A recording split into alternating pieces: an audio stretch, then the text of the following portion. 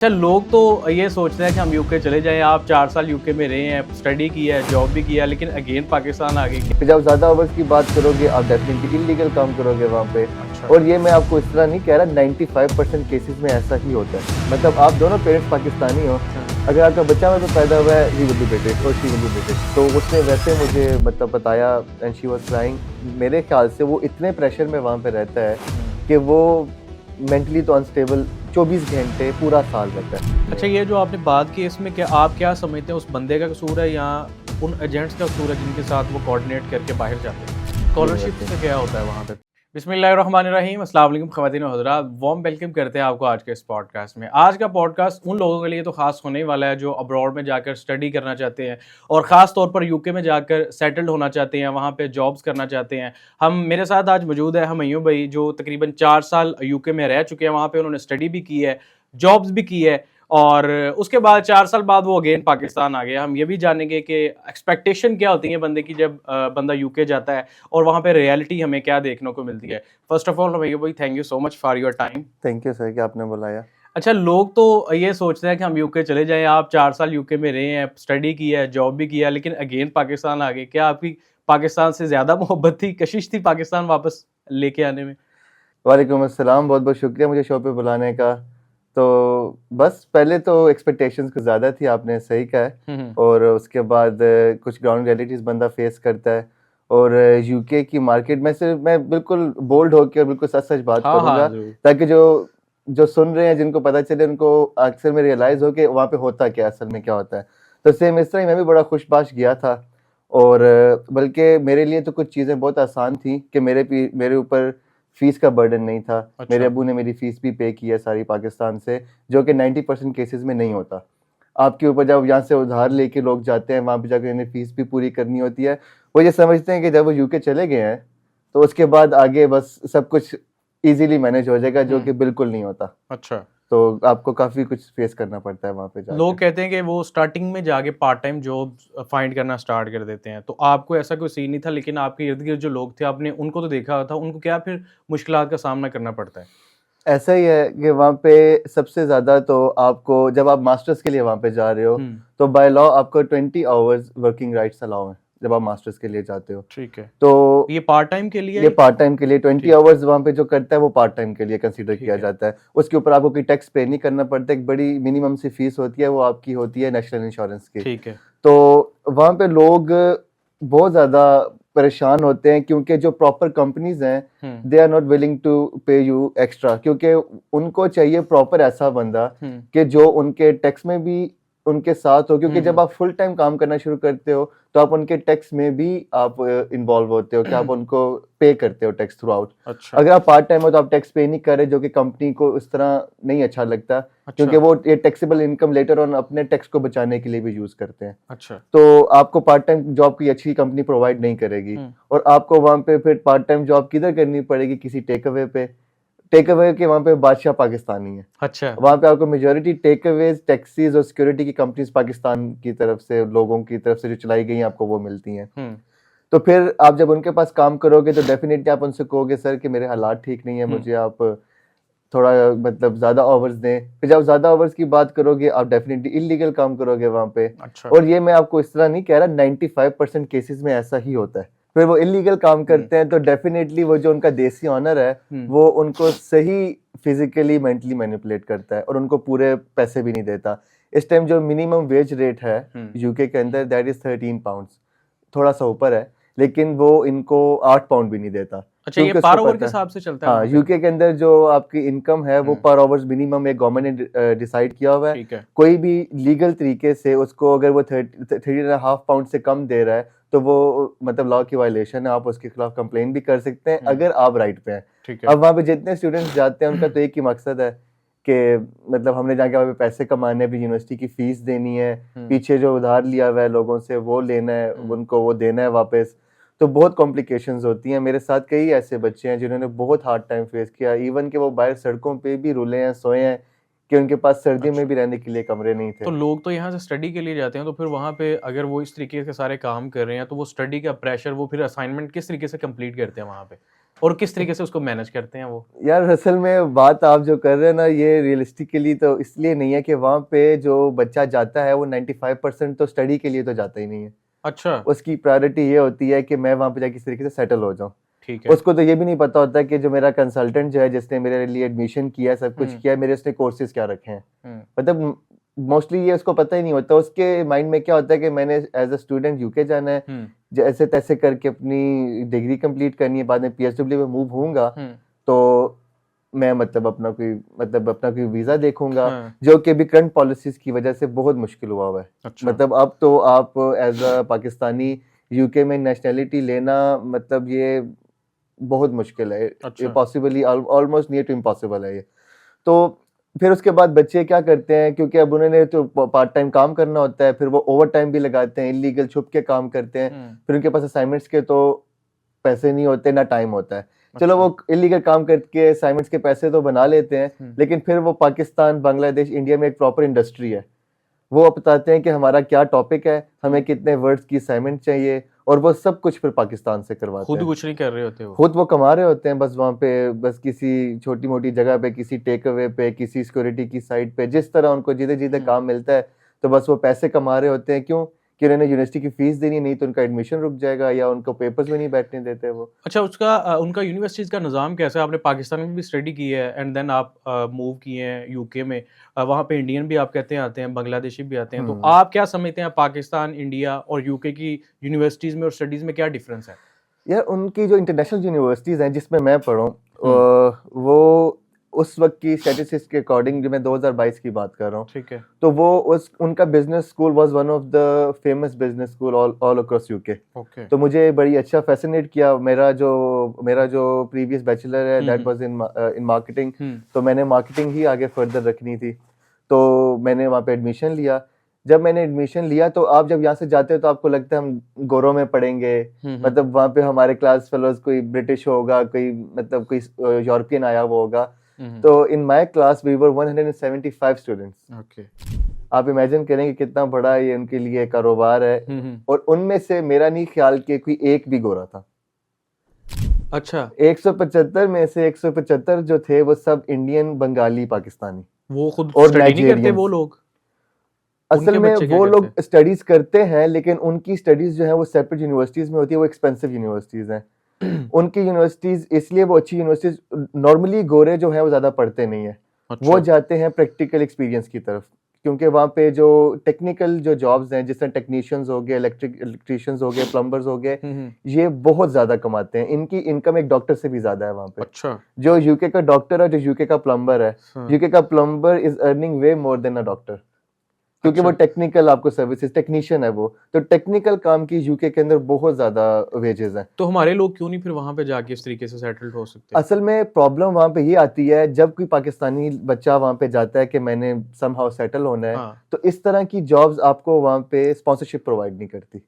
क्योंकि यूके की जो स्पॉन्सरशिप है, back in the days it was very easy, but gradually with time ये बहुत ज्यादा मुश्किल होता जा रहा है। इसके पीछे आप क्या समझते हैं कि क्या चीजें हैं यार वो इतने स्ट्रिक्ट रूल कर रहे हैं खास तौर पर? असल में इसका बहुत सी वजूहात हैं। अगर हम इसकी एक बेस ढूंढें, तो हमें बैक इन द डेज, हमें 30 साल पहले जाना पड़ेगा।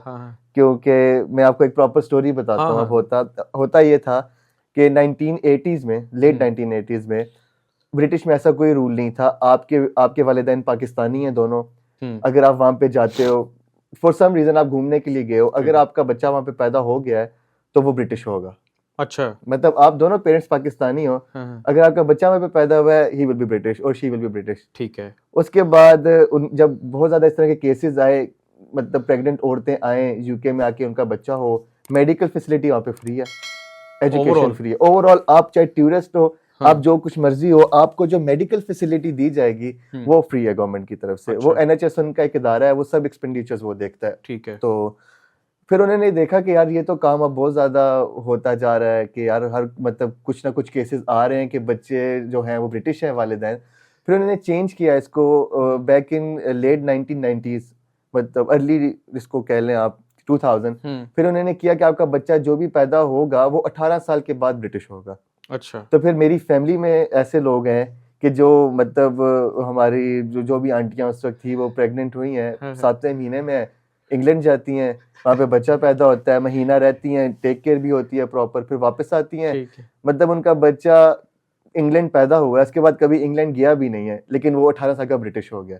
अच्छा, अब उसको वही इंसेंटिव्स और उसको वो चीज मिलेगी जो एक ब्रिटिश बच्चे को, जो वहाँ का बोर्न है, जो ब्रिटिश है, उसको मिलेगी। तो लोगों को ये भी बारे का सौदा रहा कि ठीक है बच्चा 18 साल के बाद तो ब्रिटिश हो रहा है।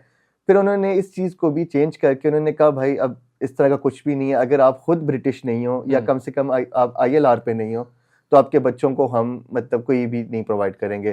आपको लीगल 7 साल अपने बच्चे को वहां पे रखना पड़ेगा, मतलब अगर पेरेंट्स लीगल स्टेटस के ऊपर हैं तो फिर उनका बच्चा भी आगे से 7 साल वहां पे मुसलसल रहेगा तो ब्रिटिश होगा। अच्छा अच्छा, तो ये अब ये उनका रूल चल रहा है कि आपका बच्चा ब्रिटिश हो, ठीक है।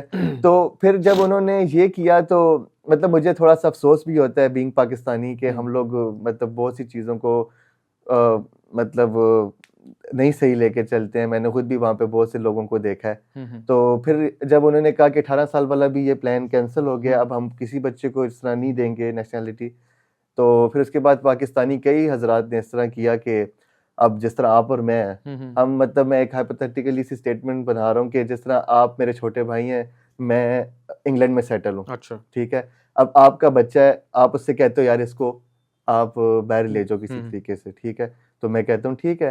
अब पाकिस्तान में आपको पता है नादरे का निज़ाम, नादरा का अगर आप उसको थोड़ा सा भी मतलब थोड़ा सा आप किसी को पैसे देंगे तो आप आराम से चेंजिंग करवा सकते हैं, अपना FRC अपनी फैमिली रजिस्ट्रेशन सर्टिफिकेट आप चेंज करवा सकते हो। तो फिर बैक इन दोज डेज उन्होंने क्या किया कि मतलब इस तरह मैंने अब आपके बच्चे को मैंने FRC पे अपना बच्चा डिक्लेयर किया और मैंने उसका अप्लाई किया और वो बच्चा जो मेरा है ही नहीं वो मेरा बच्चा बन के इंग्लैंड पहुंच गया। अच्छा, कि मतलब इस तरह भी होता रहा है कि हमारे अभी रिसेंटली स्टडीज के अकॉर्डिंग तकरीबन 6000 अबव ऐसे पाकिस्तानी UK में सेटल हैं कि जो अपने वालिद के वीज़े पे गए हैं जो उनका एक्चुअल वालिद ही नहीं है। फिर ये तो मैं सिर्फ आपको ब्रदर्स का सिनेरियो बता रहा हूँ, वहाँ पे लोगों ने बहुत ज़्यादा पैसे लिए हैं इस काम के लिए कि किसी भी अनजान बंदे को मैं तुमसे पैसे लेता हूँ तो मैं अपना बच्चा डिक्लेयर करता हूँ, तुम इधर आओगे तो बस उसके बाद तुम मेरे बच्चा ही बन के रहो, तो तुम अपना मतलब आओ यहाँ पे सेटल हो और अपने मामलात करो। तो इस तरह चलता रहा है, बहुत ज़्यादा चलता रहा है। तो अभी उन्होंने एक नया इस तरह का लॉ निकाल दिया है। अब अगर आप कहते हो कि ये मेरा बच्चा है जो वाकई आपका बच्चा है तो वो क्या करेंगे, वो आपको कहेंगे ठीक है, पाकिस्तान के अंदर 2 ऐसी रजिस्टर्ड लैब्स हैं UK की गवर्नमेंट से जो होम ऑफिस से एफिलिएटेड हैं। आपने लाहौर कराची में उधर जाना है, वो आपका लेंगे DNA लेंगे आपका, वो आपका DNA लेंगे, यहाँ से कलेक्ट करेंगे, देन आपके फादर का DNA UK से लिया जाएगा। अच्छा, जो और फिर हाँ जी जो ये कह रहे हैं कि मेरा बच्चा है, अच्छा, तो फिर उन दोनों की DNA को आपस में मैच किया जाता है। जब वो एक प्रॉपर रिजल्ट शो करता है कि वाकई कि ये मेरा बच्चा है तो फिर उसके बाद वो प्रोसीड करते हैं उसको। अच्छा, वो पाकिस्तानी यानी कि वो लेबॉरेटरीज भी नहीं है, वो UK वालों के ही वो लेबॉरेटरीज है UK की पाकिस्तान 2 एफिलिएटेड लैब्स हैं क्योंकि वो इतना भी ट्रस्ट नहीं करते कि ये इस DNA के अंदर भी कोई इस तरह का कोई उन्होंने किया हो कि हाँ। तो अब उनकी 2 अपनी रजिस्टर्ड लेबॉरेटरीज हैं जो जिनसे आपको करवाना पड़ता है DNA और वो बहुत हैवी अमाउंट चार्ज करते हैं। अच्छा। अब वो हमें अगर बुलाते भी हैं तो बहुत ज्यादा पैसे चार्ज करते हैं वो। हम स्टडी के बारे में पहले बात कर रहे थे पाकिस्तान की और UK के हवाले से, आपको फिर कैसे पहली जॉब मिली? आपको तो इतना प्रेशर भी नहीं था घर की वजह से। अल्लाह भला करे, मेरे चाचू हैं वहाँ पे, ठीक है, जिनकी बस समझ लो कि जिनकी वजह से मैं वहाँ पे गया कि मेरे लिए आसानी हो जाएगी। मैंने जो पहली पार्ट टाइम जॉब शुरू की वो मैंने 8 महीने के बाद शुरू की। अच्छा। तो मैंने पहले 7 महीने मैंने बिल्कुल एंजॉय किया है, मेरी फैमिली भी मेरे साथ थी। तो मैंने जो पार्ट टाइम जॉब शुरू की वो एक वेयर हाउस में थी। अच्छा। और वो भी मुझे उनकी रेफरेंस की वजह से मिली क्योंकि वो पार्ट टाइम जॉब्स नहीं देते आपको। अच्छा। जिस तरह मैंने पहले बताया है कि वहाँ पे टैक्स का होता है, जो कंपनी होती है उसको ऐसा बंदा चाहिए तो जो फुल टाइम काम करे, उसको ये टेंशन ना हो यार इसने 1 दिन काम करना है, इसने 2 दिन के बाद नहीं आना। तो वो प्रेफर कॉन्ट्रैक्ट बेस्ड रखते हैं। वो आपको कॉन्ट्रैक्ट बेस्ड रखते हैं और फुल टाइम रखते हैं। अगर आप पार्ट टाइम जाओगे तो वो फिर आपसे जान छुड़ाते हैं, वो आपको जो प्रॉपर कंपनीज है वो आपको फिर नहीं देती पार्ट टाइम जॉब्स। अच्छा, उधर भी हमारी पाकिस्तान की तरह सीवीज और एक्सपीरियंस चलता है वहाँ पे भी?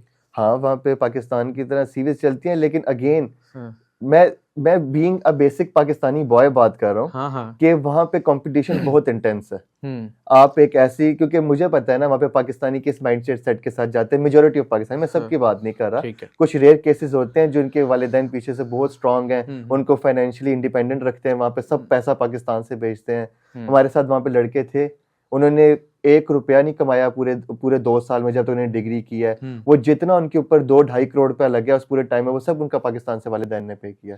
लेकिन ये बहुत कम चांसेस होते हैं। और जब आप डिग्री की बात कर रहे हैं, डिग्री की कुछ कुछ जॉब अपॉर्चुनिटीज हैं जो आपको मिलती हैं, वो लेकिन वो आपको बहुत हाई एंड आप वो मतलब डोमेन है, जिस तरह आईटी की एक स्पेसिफिक डोमेन है, आपके पास आईटी का बहुत एक्स्ट्रा मतलब आपके पास एक एक्सपीरियंस है जिसकी वजह से आप बाकियों से बहुत ज़्यादा स्टैंड आउट कर रहे हो। और आपके पास कोई इस तरह का फाइनेंस का या आपके पास कोई इस तरह ऑडिट का, जिस तरह आप एसीसी हो, तो मेरे साथ मेरे मेरे एक हाउसमेट थे, उनके साथ मैंने मतलब एक वहाँ पे इस तरह भी होता है कि अकोमोडेशन आप शेयर करते हो, तो एक एक घर में 4 कमरे हैं, तो उन 4 में से एक मेरे पास था, एक एक भाई के पास था, एक तो उन्होंने अभी डिग्री कंप्लीट नहीं की थी, तो उनको वहाँ पे बहुत अच्छे पैकेज पे उनको जॉब ऑफर हो चुकी थी। रीजन क्या था कि ही वाज सीए और वो वहाँ पे मास्टर्स के लिए गए हुए थे। उनके पास जो दुबई का एक्सपीरियंस था, that was the biggest 3 firms of the Pakistan. अच्छा उनके पास उन्होंने यूएनओ के साथ काम किया हुआ है, उन्होंने वर्ल्ड हेल्थ केयर ऑर्गेनाइजेशन के साथ उन्होंने काम किया हुआ है, मतलब बहुत अच्छी प्रोफाइल थी, उनको उनकी डिग्री खत्म होने से पहले भी जॉब मिल चुकी थी। तो इस तरह के केसेस होते हैं, बट थाउजेंड्स में से एक। Normally being I am a normal Pakistani, हमारे लिए अपॉर्चुनिटीज वहाँ पे बहुत कम है। डिग्रीज मैटर करती है वहाँ पे? डिग्रीज मैटर करती हैं अगेन, लेकिन जॉब अपॉर्चुनिटीज बहुत कम है।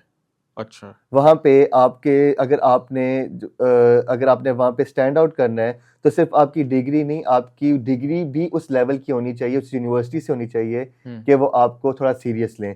क्योंकि वहाँ पे बहुत ज़्यादा सेग्रीगेशन है इन अ केस के उन्होंने कुछ यूनिवर्सिटीज़ रखी ही सिर्फ कमाने के लिए। जिस तरह मैं गया था, आपको मैं बता रहा हूँ कि मेरी यूनिवर्सिटी में मुझे कोई गोरा नहीं नज़र आता था, वो मतलब एक क्लास की तो चलें दूर की बात है। हम लोगों के लिए कैरियर ग्रोथ और प्रमोशन का क्या हिसाब है? वहाँ पे कोई ग्रो कर सकता है वहाँ पे जाके? यार अगर आप अगर आपके पास उस तरह का एक्सपीरियंस है बैक इन पाकिस्तान, या आप जिस तरह दुबई में काम करके गए हुए हो किसी अच्छी ऑर्गेनाइजेशन में, वो इंक्लूड करते हैं सपोज हाँ, करें अगर मैं अगर इधर कर रहा हूँ पाकिस्तान में काम कर रहे हो तो वो नहीं करते डेफिनेटली, वहाँ पे उनका कुछ क्राइटेरिया था, लेकिन दुबई को वो काउंट करते हैं। अगर आपके पास जिस तरह सऊदीया, दुबई की किसी अच्छी कंपनी का आपके पास एक्सपीरियंस है तो वो उसको काउंट करेंगे। अपॉर्चुनिटीज यार अगेन कुछ ऐसी यूनिवर्सिटीज या कुछ ऐसी डिग्रीज हैं जिधर से अगर आप वो करते हो और आप अपने काम को जानते हो, आपके पास पास एक्सपीरियंस भी है, तो मे बी आप स्टैंड आउट कर पाओ। लेकिन जो रिसेंट अभी चेंजिंग्स हुई हैं अभी उनके लॉ में, यूके के लॉ में, तो वो जो थोड़े बहुत चांसेस हैं वो मजीद थोड़े हो गए हैं, क्योंकि उन्होंने भी रिसेंटली कुछ ऐसी चेंजिंग अमेंड्स की हैं अपने लॉ में जिससे स्पॉन्सरशिप वीज़ा जो है वो तकरीबन अब आप ना समझो बहुत मुश्किल है। आप तो पाकिस्तान में भी रहे हैं और वहाँ पे लोगों के साथ भी आपने टाइम स्पेंड किया, लोगों का बिहेवियर आपको कैसा लगा है वहाँ पे? यार नॉर्मली जो वहाँ पे ब्रिटिश हैं, जिनको हम यहाँ पे गोरे कहते हैं, वो बहुत अच्छे होते हैं, अखलाकियात में वो बहुत अच्छे होते हैं। डेफिनेटली आपको मतलब जो थोड़े रेसिस्ट गोरे होते हैं वो भी आपको मिलते हैं, और आपको अच्छे गोरे भी बहुत मिलते हैं। तो ये मिक्सचर है, आप इस तरह, लेकिन ज़्यादा अच्छे होते हैं अगर आप, क्योंकि हम तो वहाँ पे देसी इतने ज़्यादा हैं, वहाँ पे तो देसी देसी को मिलते हैं। आप किसी मॉल में जाएं, आप किसी भी जगह पे जाएं, तो आपको आधे से ज़्यादा जो लोग मिलेंगे वो आपको देसी ही मिलेंगे। या तो आपको इंडियंस मिलेंगे, या तो आपको वो बंगाली मिलेंगे, या आपको वो पाकिस्तानी मिलेंगे, या वो आपको अफ्रीकन जिस तरह नाइजेरियंस हो गए या सूडानीज हो गए, ये वहाँ पे मिलेंगे। ब्रिटिश आपको वहाँ पे नॉर्मली बहुत कम नज़र आते हैं। लाइफ और वर्क को वो कैसे मैनेज करते हैं? क्योंकि मोस्ट ऑफ द टाइम हम ये सुन रहे होते हैं और देख भी रहे होते हैं कि वहाँ पे बड़ा एक चीज़ कही जाती है, काम काम और काम। वो इसी चीज़ में यानी कि वो अपना पूरा जो वैल्यूज़ हैं, जो समझ लें आपके फोकस है, वो उसी चीज़ पे रखते हैं। हमारे यहाँ इस तरीके से वो वाली चीज़ें नहीं है। और आपको फिर इसमें क्या डिफरेंस दोनों तरफ नज़र आया है कि वो किस तरीके से अपनी लाइफ को और वर्क को बैलेंस करते हैं? अच्छा, मैं आपको एक चीज़ बताता हूँ। अगर आप सिर्फ गोरों की बात करो ना, तो वो अपनी लाइफ को बहुत बैलेंस्ड लेके चलते हैं। तो ब्रिटिश लोग जो हैं वो अपनी लाइफ को, मतलब उनके 8 आवर्स अगर काम है तो फिर वो सिर्फ काम है। अच्छा, अगर उनका जो फैमिली टाइम है वो उनका सिर्फ फैमिली टाइम है। और वो जो नॉर्मल जो यंग गोरे हैं जो है, जो नॉर्मल वहाँ पे जिस तरह वो वेजेस पे काम करते हैं, उनका काम है बस वीक में कमाना और वीकेंड पे उड़ाना। मतलब वो उनके क्लब्स और उनके वो काफ़ी ज़्यादा उनका एक अपना सिस्टम है, उनके एक अपनी लाइफ है। तो वो पाकिस्तानीज जो हैं अगेन, जो हमारे यहाँ पे कुछ शहजादे जाते हैं, मैं शादी करके गया था, मेरी बीवी भी मेरे साथ गई थी और मेरा वहीं पे बच्चा भी पैदा हुआ तकरीबन जाने के 5-6 महीने के बाद। तो मैं तो उस किस्म की चीज़ों में नहीं पढ़ सका, ज़ाहिर बात है फैमिली है, बच्चा लेकिन आपका ब्रिटिश देसी हो ना था अगर वो चेंज ना होते रूल्स वगैरह। हाँ नहीं, लेकिन बस कुछ प्रायोरिटीज होती हैं। मैं वहाँ पे गया हूँ, मुझे उस तरह नहीं अच्छा लगा, हाँ। मुझे शायद पाकिस्तान ज़्यादा बेहतर लगा है, तो मैं पाकिस्तान वापस आ गया क्योंकि अल्हम्दुलिल्लाह मुझे था कि यहाँ पे भी मेरा सिस्टम चल सकता है। एक छोटा सा अल्लाह ने कारोबार दिया हुआ है। अगर कुछ ऐसे लोग हों जो यहाँ से सब कुछ, जो अपनी आखिरी जायदाद भी बेच के चले गए हैं बाहर, कि हम किसी तरह बाहर चले जाएं, तो वो शायद वापस ना आए, वो वहाँ पे रह के एंड तक अपना जोर लगाएं। तो लेकिन वो जोर अब कोई फायदा नहीं उनको देगा। आपने तो ब्रिटिश की बात की, वो तो अपने वर्क को और लाइफ को बड़ा बैलेंस्ड रखते हैं। तो जो हमारे यहाँ से लोग जाते हैं या बाहर से जो टूरिस्ट आते हैं लाइक स्टडी के लिए इंडिया से, तो वो फिर अपनी मेंटल हेल्थ को किस तरीके से मैनेज करते हैं सारी चीज़ें? यार आपका ना मेंटल हेल्थ, तो जो एक स्टूडेंट वहाँ पे गया है जिसको पीछे फैमिली से सपोर्ट नहीं है, उसकी तो मेंटल हेल्थ वहाँ पे है ही नहीं है। वो तो मतलब मेरे ख्याल से वो इतने प्रेशर में वहाँ पे रहता है कि वो मेंटली तो अनस्टेबल 24 घंटे पूरा साल रहता है। मतलब कि ये वही बात है, एक्सपेक्टेशन कोई और थी और रियलिटी में हाँ कुछ और हो रहा एग्जैक्टली है। यार, जब आप वहाँ पे लैंड करते हो ना, मैंने वहाँ पे ऐसे केस भी देखे हैं कि आप पूरे 24-25 घंटे एयरपोर्ट पे खड़े हो कि लेने नहीं आया आपको, जिसने हामी भरी हुई थी कि मैं आऊंगा, या आपको पता था बस मैं इंग्लैंड लैंड हो गया, तो जब वहां पे जाके टैक्सी के फेयर देखते हो कि मैं हीथ्रो अगर लैंड हुआ हूँ गेटवेक पे, या हीथ्रो में लैंड हुआ, दोनों डिफरेंट एयरपोर्ट्स है लंदन के, तो आपको लगा कि चलो जी मेरे पास कोई 200-300 पाउंड है और मैं अपना इसमें महीना निकाल जाऊंगा। जब वहां पे जाओगे आप और आपको पता चलेगा कि भाई हीथ्रो से तो आपको शेफील्ड की जो बस है या आपको शेफील्ड की टैक्सी है वही सिर्फ 150 पाउंड की पड़ी है, जो पाकिस्तानी 60,000 रुपये है, तो आप किस तरह उसको करोगे? क्योंकि आपको तो इवन ऐसे वहां पे मैंने शहजादे देखे हैं कि जो बिल्कुल बिल्कुल मतलब वहां पे पहुंचे तो जीरो है, उनके पास तो इतना भी नहीं है कि वो अपने एक टाइम का मील खा सकें, तो फिर वो वहीं पे 1.5-2 दिन एयरपोर्ट पे खवार होते हैं, फिर वो वहां से फोन करते हैं, मिन्नतें करते हैं। वहां की लाइफ बहुत बिजी है, हर इंसान एक अपनी रूटीन में। अच्छा, ये जो आपने बात की इसमें क्या आप क्या समझते हैं, उस बंदे का कसूर है या उन एजेंट्स का कसूर है जिनके साथ वो कोऑर्डिनेट करके बाहर जाते हैं? यार डेफिनेटली एजेंट्स भी तो आखिर अपनी कमीशन ले रहे हैं ना। अगर एक एजेंट जो है आपकी, अगर फर्ज करें आपकी 15,000 पाउंड्स आपकी एक यूनिवर्सिटी की फीस है यूके में, ठीक है, तो उसमें पाकिस्तानी 6 लाख रुपए उस कंसल्टेंट को मिलेगा जो आपको बाहर भेज रहा है। मतलब ये काफी अमाउंट है, ये नॉर्मली लोगों को नहीं पता होता। अच्छा। कि हमें कंसल्टेंट एज अ कंसल्टेंट आपको कितने पैसे मिल रहे हैं एक इंटरनेशनल स्टूडेंट बाहर भेजने के लिए। वो यूनिवर्सिटी पे करती है उस कंसल्टेंट को? यूनिवर्सिटी पे करती है, क्योंकि आपने 15,000 पाउंड उसको, अगर वो बच्चा पे करता है, ये इस तरह नहीं होता कि आपका बच्चा, आप वो स्टूडेंट जिसको आपने बाहर भेजा है वो चला गया उसको पैसे मिल गए, ऐसा नहीं। जब तक वो अपनी ड्यूज प्रॉपर फिनिश नहीं करता तब तक उसको पैसे नहीं देती। स्कॉलरशिप्स का क्या होता है वहां पे फिर? यार यूके के अंदर scholarships again as a normal student, जो आपके पास कोई एक्स्ट्रा ऑर्डिनरी क्वालिफिकेशन नहीं है, स्किल्स नहीं है कुछ, तो आपके लिए तो मतलब ना ही समझे, ठीक है। क्योंकि यूके ने स्टडी को अपना प्राइम बिजनेस बनाया हुआ है।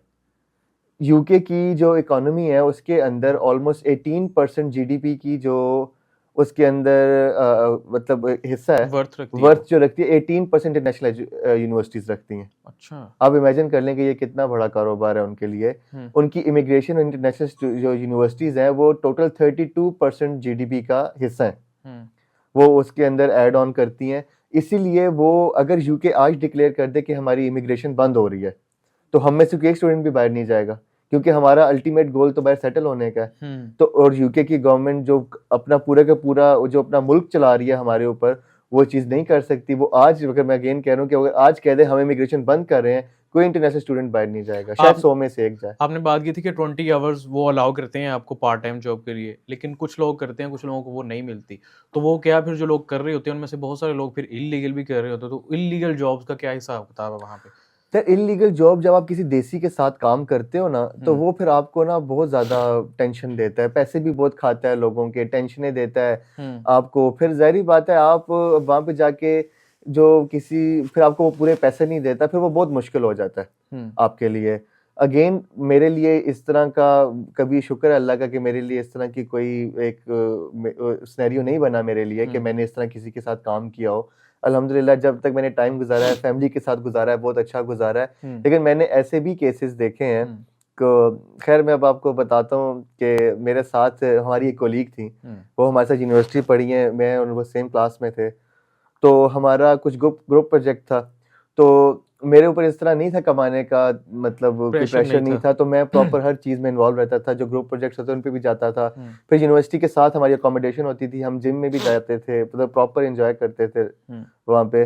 लेकिन हमारे साथ वहाँ पे एक लड़की थी, वो सिंगल लड़की थी, मतलब वो पाकिस्तान से आई हुई थी और वो यहाँ पे जॉब ढूंढ रही थी। तो उसने मुझसे बात की, तो मैंने उसको कहा यार फिलहाल तो मैं जॉब भी कोई नहीं कर रहा, मुझे इस तरह की मतलब नहीं पता मार्केट का भी। तो उसने वैसे मुझे मतलब बताया, एंड शी वाज क्राइंग, कि इस तरह उसके वहाँ पे बहनोई रहते हैं। तो उनके बहनोई जो हैं, उन्होंने उनके जानने वाले आगे कोई बंदा था, उसका कोई दोस्त था, वो अपना एक अच्छा कैश एंड कैरी वहाँ पे चला रहा था। अच्छा। तो उसने कहा कि मैंने इस बंदे से बात की, आप जाओ, ये आपको जॉब पे रख लेगा, आपको ये पार्ट टाइम जॉब दे देगा, आपने जितने घंटे काम करना हुआ तो ये आपको रेट भी अच्छा देगा, क्योंकि जब आप पार्ट टाइम इलीगल काम करते हो तो फिर आपको रेट नहीं सही मिलता। अब मैं आपको जैसा बताया 13.5 पाउंड वहाँ पे रेट है, तो आपको शायद वो 8 भी नहीं देंगे। फायदा उठाते हैं मतलब। फायदा उठाते हैं डेफिनेटली, उनको पता है मजबूर है, इन्होंने तो कमाना है, तो अच्छा। वो फिर आपका फायदा भी उठाते हैं बहुत ज्यादा। तो वो लड़की वहां पे गई उस बंदे के पास, हालांकि वो लड़की एक रेफरेंस के साथ गई थी। अच्छा।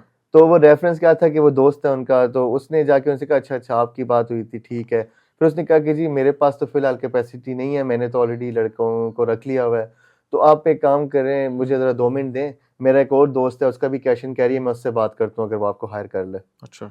तो वो मतलब वो लड़का शॉप से बाहर निकला, तो उस लड़की ने भी सही नहीं समझा कि मैं अकेली शॉप में हूँ, तो वो भी बाहर चली गई। तो जो लड़का बाहर गया था, जो शॉप ऑनर था, उसने सोचा कि समझा कि ये अंदर ही है, अभी शॉप में ही खड़ी है, उसका फेस ऑपोजिट था। तो वो लड़की इसके पीछे खड़ी थी, तो उसने कि उसको फोन किया और फोन पे उसने उसको कहा कि यार इस तरह मेरे पास एक लड़की आई है, तो वो मतलब पीस बहुत टाइट है। अच्छा। उसने इस तरह बोला। वो लड़की ने जब हमें स्टोरी सुना रही थी, हम तकरीबन 3-4 लड़कियां थी, तो उसने कहा कि ये पीस बहुत टाइट है, तो मेरे पास तो कैपेसिटी नहीं है, मैं अफोर्ड नहीं कर सकता मैं इसको रखूं, तो अगर तुम्हारे पास कोई इस तरह का बनता है तो लड़की को बुला लो, लड़की मजबूर है, लड़की काम भी सही करेगी, और मतलब जो भी तुम देखो, अगर कोई तुम्हारा सिस्टम वगैरह बनता है तो तुम उसको हायर कर लो। तो कहती कि जैसे ही वो पीछे मुड़ा है वो लड़का, मैं देख रही थी उसको, तो मैं तो गुस्से में बहुत ज्यादा, मैंने उसको सुनाई भी उस वक्त, लेकिन वो बिल्कुल, उसको ना गिल्ट फील हुआ ना कुछ और। उसने कहा अगर आपने काम करना है ठीक है, नहीं तो आप जाओ। तो वो कहती मैं काफी देर वहां पे बस स्टैंड पे बैठ के, तो मैं रोती रही हूँ कि यार ये क्या चल रहा है लगा हुआ। तो फिर मेरे साथ वेयर हाउस में एक लड़का काम करता था, मैंने हफ्ते में 2 दिन फिर पार्ट टाइम वेयर हाउस में जॉब शुरू की जब, तो फिर वो वहां पे एक लड़का था मेरे साथ, उसके पास खाने के पैसे नहीं होते थे। वो मतलब अजीब सा बर्गर लेके आता था, बिल्कुल खुश्क बन होता था, उसके अंदर एक सीख कबाब होता था और वही खाता रहता था। तो खैर मैंने उसको पहले 2-3 दिन देखा, उसको मैंने पूछा कि यार तुम्हारी डाइट का, तो उसने कहा कि यार मैं तो बस सेविंग करूँ, मैंने यूनिवर्सिटी की फीस देनी है, मुझे सिर्फ 2 दिन ही काम मिला हुआ है, तो मुझे यूनिवर्सिटी की तरफ से भी वार्निंग्स मिली हुई हैं कि फीस जमा करो, फीस दो, फीस भरो, तो इसीलिए मेरे पास इतने पैसे भी नहीं है कि मैं एक अच्छा खाना अफोर्ड कर सकूं। तो वो इवन इस तरह भी होता था, उसकी हेल्थ इतने इश्यूज बन गए थे कि उससे प्रॉपर चला भी नहीं जाता था। वेयर हाउस की जॉब जो है वो थोड़ी सख्त होती है, जब मैंने की है तो मुझे भी रियलाइज़ हुआ है कि यार ये थोड़ी फिजिकली ये लेबर जॉब है, आपको थोड़ा सा परेशान होना पड़ता है कि आप 7 घंटे लगातार खड़े रहते हो। लेकिन मेरा इसलिए था कि चलो मैं एक जॉब कर रहा हूँ कि थोड़ी बहुत चलो इनकम आ रही है, और साथ यूनिवर्सिटी भी मैं प्रॉपर जा रहा था, तो फिर इसलिए मैंने, लेकिन उस लड़के की जो फिजिकल हेल्थ थी, जो अपेरेंटली उसकी मेंटल हेल्थ थी, वो बहुत ज़्यादा डिस्टर्ब थी, क्योंकि वो इसी चीज़ में परेशान था कि मैं अपने घर का खर्चा कैसे पूरा करूं, जो मैंने रूम रेंट पे लिया हुआ है, जो मैंने अपनी फीस देनी है, मैंने खाना खाना है, तो बस वो इसी तरह परेशान हम था। ऑफ कैमरा भी बात कर रहे थे कि लड़के और लड़कियों का वहाँ पे ऐसा कोई कॉन्सेप्ट नहीं है, लोग रूम शेयर करके साथ रह रहे होते हैं। ऐसे भी कई केस होते हैं वहाँ पे कि लड़की जो है, अब उसके पास ना पैसे हैं रहने को, ना उसके पास जॉब है, तो वो लड़कों के साथ लिविंग रिलेशनशिप में रहती है। वो लड़के जो हैं वो उसको अपने हिसाब से यूज़ करते हैं, और वो उसका रेंट भी नहीं उससे लेते, उसको खाना भी देते हैं, और सारे कोई 5-6 लड़के हैं वो मिलकर उसकी यूनिवर्सिटी की फीस भी दे देते हैं थोड़ी बहुत। तो हमने वहाँ पे ऐसे भी केस देखे हैं कि जो सिंगल लड़की वहाँ पे गई हुई है, उसने वहाँ पे बहुत ज़्यादा प्रॉब्लम्स फेस की हैं। उसने मतलब वहाँ पे जिस जिस तरह उसने सर्वाइव किया है हम लोगों ने देखा है, लेकिन अगेन सब केसेस में इस तरह नहीं होता, लेकिन कुछ हमने देखा है होता भी है इस तरह। लाइक ये तो कुछ डार्क साइड्स हैं जो लोगों को नहीं पता होती इस हिसाब से। काफ़ी ज़्यादा प्रॉब्लम फेस करनी पड़ती है जब आप इंग्लैंड का सोचते हो कि जी मतलब इंग्लैंड बहुत अच्छी जगह है उन लोगों के लिए जो वहाँ पे सेटल है, उनकी जो लाइफ है वहाँ पे वो बहुत अच्छी है, लेकिन जो आजकल स्टूडेंट्स वहाँ पे जाते हैं कि जी हम इस तरह कर देंगे और जिस तरह हो जाएगा इस तरह नहीं होता। आपको जाके वहाँ पे बहुत ज़्यादा प्रॉब्लम्स फेस करनी पड़ती है, उनमें से चंद मैंने आपको बताई हैं अभी। ये वहाँ पे नॉर्मल चीज़ें हैं, ये व्हाट वहाँ डू यू पे थिंक कि उधर सक्सेस रेशो क्या है? अगेन यार मैं इसके बारे में यही कहूँगा कि आपका जो वहाँ पे पास्ट एक्सपीरियंस है और जो आपका वहाँ पे आपकी जो डिग्री है वो अगर वो उस लेवल में या उस डोमेन में फॉल करती है, जिस तरह आईटी की होगी या फाइनेंस की होगी, अगर आप एसीसी हो या सीए हो अच्छे एक्सपीरियंस के साथ, तो आपको अच्छी जॉब अपॉर्चुनिटीज मिल सकती हैं वहाँ पे। अगर आपके पास नहीं है वो आप जॉब अपॉर्चुनिटी उस तरह आपके पास नहीं है, अगर आप एक जिस तरह पाकिस्तान में, मतलब मैं एक बिजनेस बैकग्राउंड से बिलोंग करता हूँ, मेरे फादर ने बिजनेस किया, मैंने बिजनेस शौक से पढ़ा है, लेकिन वहाँ पे मतलब इतने ज्यादा बिजनेस ग्रेजुएट्स हैं कि यूनिवर्सिटी किसी को ना नहीं करती। उनके लिए तो उनको तो 15,000 पाउंड नजर आ रहा है अपना, तो वो किसी को नहीं रोकते, उनको जितनी सीट्स मिलती हैं वो देते हैं। उस तरह वहाँ पे स्टडी की क्वालिटी भी सही नहीं है। वो क्यों नहीं है कि आप एक क्लास में अगर 175 एक स्ट्रेंथ है बच्चे के क्लास की, तो वहाँ पे बच्चा क्या लर्निंग करेगा उससे, या क्या वहाँ पे आपकी क्रॉस क्वेश्चनिंग होगी, या क्या वहाँ पे। और वहाँ पे जो शहजादे क्लास में आते हैं तो वो भी इसी तरह ही आते हैं कि उनके मोबाइल जो हैं बस वो चल रहे होते हैं, कि उनको पता होता है हमने क्या पढ़ना करना है। वहाँ पे पेपर्स नहीं होते, आपको असाइनमेंट्स जमा करवानी पड़ती है। यहाँ पे तो आपके मिड्स होते हैं, देन आपके फाइनल्स होते हैं, आपको प्रॉपर पढ़ना पड़ता है, पास करना पड़ता है। यूके के अंदर ऐसा नहीं है। वहाँ पे आपने कनेक्शन भी नहीं फिर तो सही इस हिसाब से, मतलब आप असल में वहाँ पे आप कनेक्शन बना नहीं सकते, क्योंकि आपको जब आप लेक्चर लेने के लिए आपको ये टेंशन बाद है मैंने अपनी शिफ्ट पे कैसे पहुंचना है, तो फिर आप क्या कनेक्शन बनाओगे वहाँ पे किसी के साथ? यानी कि ध्यान सिर्फ आपका सिर्फ वहाँ पे मेजॉरिटी केसेस में पैसों पे है। वहाँ पे लोग इस तरह भी करते हैं, अब 5 लड़कों का ग्रुप बन गया है वो, क्योंकि अब जिस यूनिवर्सिटी में मैं पढ़ता था वहाँ पे हम कार्ड पंच करते थे अटेंडेंस के लिए। जिस क्लास में आप एंटर होते हो तो राइट साइड पे एक उन्होंने डिवाइस लगाई है जिसके ऊपर आप अपना कार्ड स्कैन करोगे, एक स्कैनिंग डिवाइस है। तो वहाँ पे इस तरह के लड़के थे। अब 4 लड़के हैं, 4 का ग्रुप है, महीने में 4 वीक्स होते हैं, ठीक है। अब वो जो 4 लड़कों में से एक लड़के की हर वीक ड्यूटी थी कि वो छुट्टी करेगा जॉब से और उन चारों स्टूडेंट्स का वो कार्ड लेके जाएगा। अच्छा। अब वो वहाँ पे जाके स्कैन करेगा, ठीक है। अब उन्होंने क्या किया था कि बिल्कुल स्कैनर्स के ऊपर उन्होंने कैमरे लगाए हुए थे। अब वो क्या करता था कि पहले एक दफा स्कैन करता था, थोड़ी देर फिर गया, फिर स्कैन किया, फिर उधर से घूम के आके फिर स्कैन किया, फिर घूम के आके स्कैन किया। इस तरह वो 4 लोगों का स्कैन करके तो उसके बाद वो बस अब हालांकि वो 3 स्टूडेंट्स जो हैं वो अवेलेबल ही नहीं है, वो क्लास में मौजूद ही नहीं है, लेकिन अटेंडेंस लग गई है। तो इस तरह के बहुत से केसेस हैं वहाँ पे बच्चे। अच्छा, जो लोग अब जाना चाहते हैं यूके में, जाहिर बात है जितनी आपने डार्क साइड बताई है वो तो एक सक्सेस यानी कि रेशियो है कुछ हद तक, तो वो फिर जो जाना चाह रहे हैं वो किस तरीके से फेक एजेंट से बचें और क्या तरीकेकार है वहाँ पर जाकर फिर काम करने के या स्टडी करने के? यार देखो, आपको मैं एक चीज़ पहले बताऊं, आप अगर ये सोच रहे हो कि बस मैं किसी तरीके से यूके पहुंच जाऊं और आपके पास पीछे थोड़ा सा बैलेंस अवेलेबल नहीं है अपने आप को स्टैंड करने के लिए, तो आप यूके नहीं जाओ। ये बहुत मुश्किल आपके लिए पैदा हो जाएगी वहाँ पे जाके कि आप कम से कम इतना लेके जाओ, क्योंकि जब आपने अगर एक यूनिवर्सिटी की 15,000 सैलरी एक उसकी फीस है, तो आप वहाँ पे फर्ज करो आप 3,000 पाउंड जमा करवा के चले गए हो, ठीक है। जब 2 हफ्ते गुजरेंगे तो यूनिवर्सिटी की आपको आएगी फौरन ईमेल कि भाई साहब अपना 50% डिपॉजिट जमा करवाओ। अच्छा। अगर आप ये समझोगे कि भाई साहब कि मैं तो चलो महीना इसको टाल लूंगा, ठीक है आप शायद महीना टाल लो, लेकिन उस महीने के अंदर आप जादू तो नहीं करोगे कि आप 4-5 हज़ार पाउंड पैदा कर लोगे। एक महीना तो आपको जाके वहाँ पे समझने में लगना है, आपको अपने लिंक्स बनाने में लगना है। तो तब तक यूनिवर्सिटी जो है वो आपकी आईटी को बंद कर चुकी होगी। जो आपको वहाँ पे यूनिवर्सिटी जो है वो हर बच्चे को एक ऑनलाइन एक्सेस देती हैं। हमारे वहाँ पे एक्सेस को कैनवस कहते थे, हर यूनिवर्सिटी इसको अपना नाम देती है, चले हम इसको कैनवस ही अगर परसीव कर लें, तो वो कैनवस को वो बंद कर देती हैं एक्सेस आपको देना। अब उसके ऊपर जो कोर्सेज आ रहे हैं, जो मटेरियल आ रहा है, आपको वो पेपर में भी नहीं बैठने देंगे। अगर आप पेपर में नहीं बैठोगे, आपकी सक्सेसफुल डिग्री जो कंप्लीशन है वो नहीं होगी, आपको पीएसडब्ल्यू नहीं मिलेगा आपको वो। तो वहाँ पे इवन इस तरह के भी केस हुए हैं। हमारी एक चाइनीज टीचर थी वहाँ पे, हमारी प्रोफेसर थी, उन्होंने हमें क्रॉस कल्चरल मैनेजमेंट पढ़ाई है। तो उसके अंदर क्या हुआ कि उन्होंने हमें एक एग्जांपल दिखाई कि इसको पता है कि यहाँ पे स्टूडेंट्स पढ़ने के लिए नहीं आते। अच्छा। उनको पता है कि इनका एक ही मकसद है कि अपना फ्यूचर किसी तरह यहाँ पे उसको सेटल करने का। तो उन्होंने हमें एक एग्जांपल दिखाई कि आपने ये जो बैड एग्जांपल जो है असाइनमेंट कि आपने इस तरह नहीं करना। तो वो हमारे लिए बड़ा सरप्राइजिंग था। अब वो सामने प्रोजेक्टर लगा हुआ है, इसके ऊपर एक वो स्लाइड चल रही है, अब वो उसको स्क्रॉल करती करती जो बिल्कुल बॉटम पे आई हैं तो वहां पे उस असाइनमेंट के रेट्स लिखे हुए थे कि ये 3000 वर्ड की असाइनमेंट है हाँ। और मैं तुमसे इतने PKR में रुपीस अच्छा, में उस टाइम भी मतलब किसी पैसे से लोगे। बनवाई हुई थी? उसने किसी से बनवाई तो उस शहजादे ने ये भी नहीं देखा कि हाँ। भाई कम से कम मैं इसको एक दफा गो थ्रू कर लूं हाँ। और मैं कम से कम ये जो नीचे लिखा हुआ है रेट इसको मैं खत्म कर लूं। तो हम लोग बड़े हैरान हुए कि यार, और हंसी भी आई कि भाई साहब मतलब नकल के लिए भी आपको थोड़ी सी अकल की जरूरत है। सही कहा गया है कि आप कम से कम इतना तो देखो कि उस लड़की ने असाइनमेंट या जिस भी आपने पाकिस्तान से किसी से असाइनमेंट भी बनवाई है हम्म। तो आप कम से कम देखो। खैर उस लड़के को उन्होंने डिपोर्ट कर दिया। अब उसका जो 25-30 लाख रुपया लगा पाकिस्तान से इंग्लैंड पहुंचने के लिए, जो उसने इनिशियल फीस जमा करवाई, उसका वो सब खत्म क्योंकि वो डिपोर्ट हो गया पाकिस्तान वापस। कम्युनिकेशन स्किल्स और इंग्लिश कितनी इंपॉर्टेंट है वहाँ पे लोगों के साथ? यार वहाँ पे आपको जॉब्स जो हैं वो आपकी इंग्लिश की बेस पे ही मिलती हैं। आपकी वो जो इंग्लिश को देखते हैं, अगर वो एक सेटिस्फैक्ट्री लेवल तक आपकी इंग्लिश है तो फिर आपको जॉब मिलती है। कुछ कस्टमर रिलेशनशिप जॉब्स होती हैं, आपको सर्विसेज देनी पड़ती हैं, तो वहाँ पे आपकी इंग्लिश बहुत ज़्यादा काउंट अब तो करती है। पाकिस्तान में मेरे ख्याल से कंपलसरी कर दिया है काफ़ी लोगों ने, जो हाँ, आईटी हाउसेज हैं वो काम ऐसा ही कर है। रहे हैं।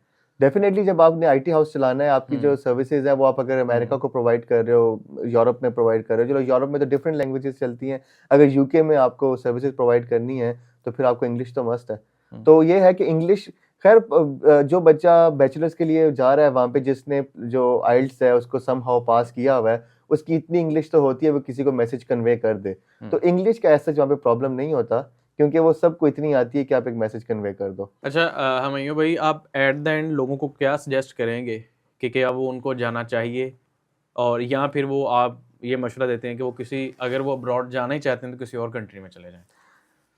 देखो आजकल पाकिस्तान के भी कुछ हालात हैं, लोग वाकई स्ट्राइव कर रहे हैं। तो जो यूके की पॉलिसीज हैं, मुझे पाकिस्तान वापस आए हुए 4 महीने हो गए।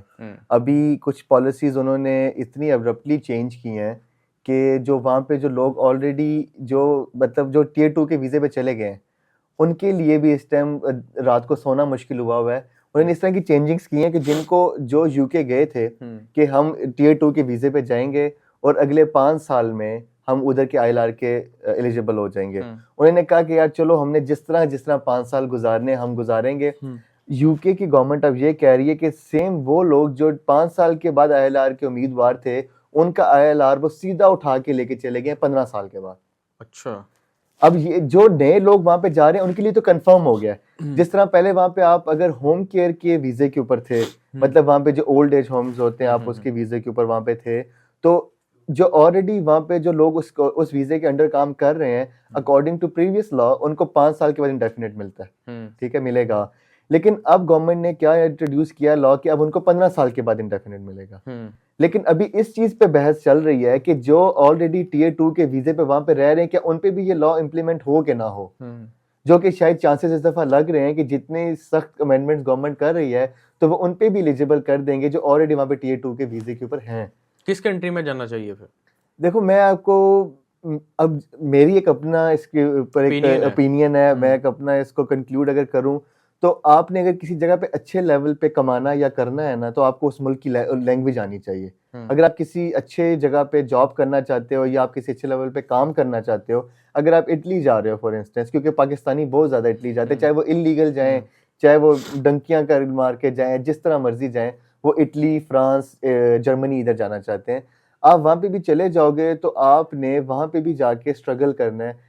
ये उस बंदे के लिए ये ठीक है जिसका पाकिस्तान में बिल्कुल बुरा हाल है।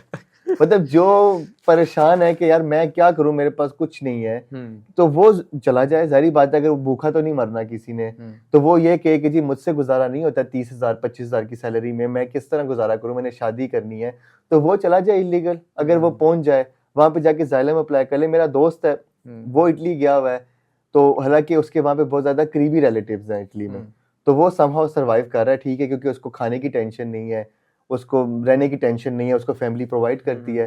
तो अभी तक उसका ये 3रा साल शुरू है, वो हर साल इतना खर्चा करता है, लॉयर हायर करता है कि मैं अपने पेपर्स जमा कराऊं, मुझे ये कार्ड दे दें, हर साल रिजेक्ट होता है। हालांकि उसकी जो स्टोरी है वो भी बहुत अच्छी है। उन्होंने प्रॉपर एक एप्लीकेशन डाली हुई है, क्योंकि उनकी शेखुपुरा में ज़मीनें हैं, उनके ऊपर कई दफ़ा जानलेवा हमला हो चुका है। मतलब तुम्हें पता है ज़मीन की प्रॉब्लम, इतना सॉलिड FIRs हैं प्रॉपर उनके खिलाफ कि जी उनके लिए कि उनके जानलेवा हमला हो चुका है, जान को खतरा है, स्टिल इटली उनको वीज़ा नहीं देता। इटली यूके इटली, मैं अच्छा। इटली की बात, यूके तो छोड़ दें आप, यूके हम्म। तो बहुत उनका पॉलिसी सख्त हो गई है इमिग्रेशन को लेके, स्पेशली जाइलम सीकर्स के लिए, जो जहाँ पे स्टूडेंट वीज़े पे जाते हैं आगे जाके जाइलम अप्लाई कर लेते हैं, वो ये ना करें क्योंकि वो नियर टू इम्पॉसिबल है। तो मेरे लिए मैं अगर इसे कंक्लूड करूँ इस तरह करूँगा कि अगर आपका एक अच्छा छोटा मोटा जिस तरह का सिस्टम चल रहा है पाकिस्तान में, आप उसको चलाएं, ठीक है। आप बस किसी को देख के कि यूके चला गया है, यूके की लाइफ देखने में आप शायद पाकिस्तान से देख रहे हैं जो वो हफ्ते में एक आधी टिकटॉक पे या वो एक आधी रील लगा लेता हो, आप उसको जब वहाँ पे पहुंचेंगे जिस तरह वो सरवाइव कर रहा है आप वो देखेंगे तो आपका अपना भी दिल मैला हो जाएगा। और आए साल जो पॉलिसीज हैं वो सख्त होती जा रही हैं। ऐसे ऐसे केसेस भी हैं कि 18 साल से जो लड़के जाइलम सीकर हैं वहाँ पे 18 साल से जाइलम का केस डाला हुआ है, हर साल रिजेक्शन होती है, इलीगल रहना पड़ता है, फिर पुलिस पकड़ती है, फिर भाग जाता है। मतलब वहाँ पे कुत्ते से भी बदतर जिंदगी है ऐसे बंदे की जो 18 साल से वहाँ पे रह रहा है और आज भी छुप के रह रहा है। ऐसे बंदे भी वहाँ पे देखे हैं कि पुलिस से भागते हैं, पुलिस ना पकड़ ले, और कोई काम नहीं देता डर के मारे कि हमारी शॉप से पकड़ा गया तो हमारा भी कारोबार बंद कर देंगे, लाइसेंस कैंसिल कर देंगे। तो अगर आपका यहाँ पे कोई छोटा मोटा सिस्टम है सर, तो फिर आप बाहर ना जाएं। बेहतर है कि आप उस यहाँ पे मेहनत करें, उसको थोड़ा सा बेहतर करें, और आप उसकी जो आपने बाहर जाके जितनी खपत और मेहनत करनी है, अगर आप उसका 50% भी यहाँ पे कर लेंगे तो इंशाल्लाह अल्लाह ताला आपको यहाँ पे भी बहुत अच्छा रिस्क देगा। Thank you so much Sumaiya भाई आपके कोई टाइम के लिए। थैंक यू ये सर, वो आपने चीज़ें बुलाया। थी जो हमें एक्सपेक्टेशन तो कुछ और नज़र आ रही होती हैं लेकिन ग्राउंड रियलिटीज़ कुछ और होती हाँ हैं। जी, ऐसा ही है। ऑब्वियसली जब बंदा यंग होता है तो उसको जाने की भी ख्वाहिश होती है कि मैं बाहर जाके सेटल्ड हो जाऊँ या हाँ वहाँ जी, पर जाके स्टडी कर सकूँ। ऐसा ही है। सो मिलते हैं इंशाल्लाह नेक्स्ट पॉडकास्ट में, तब तक के लिए अल्लाह हाफिज़।